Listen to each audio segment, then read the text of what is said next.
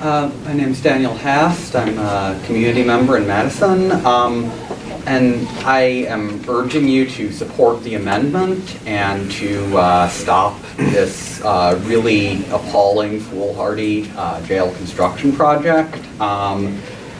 I think that this is true. This budget is really a matter of what are our moral priorities as a community.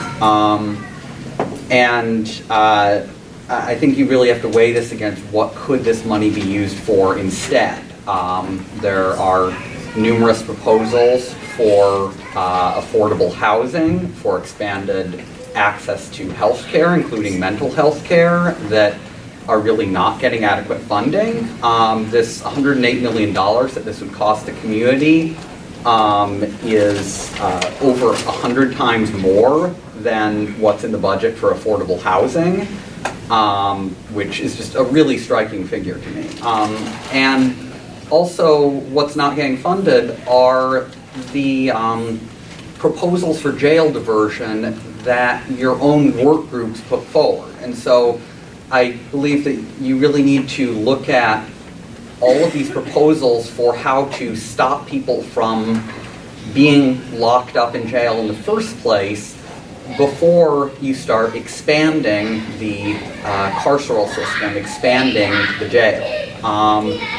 And so what came up in the earlier question and answer period was the question of, well, how do we eliminate solitary confinement if you're not building a larger jail to replace the 6th and 7th floors here? And I believe that there is so much that you could do to do that.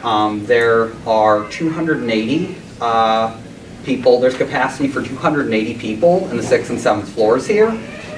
If you just release only those people who are locked up solely because they are poor, they're only in jail because they cannot afford money bail, that's 170 right there.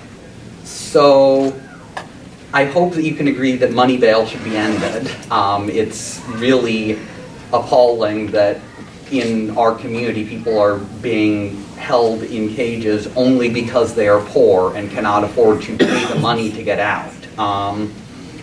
So that's 100, if we release those people, that's 110. And do you really think that there aren't 110 people who couldn't be put into some sort of jail diversion program? I mean, you know, these are not like dangers to the community, violent criminals we're talking about. There are also numerous people who are reincarcerated for technical violations of probation that don't pose a danger, and so on. So I urge you, there are many alternatives. Please reject this jail project and support the amendment. Thank you.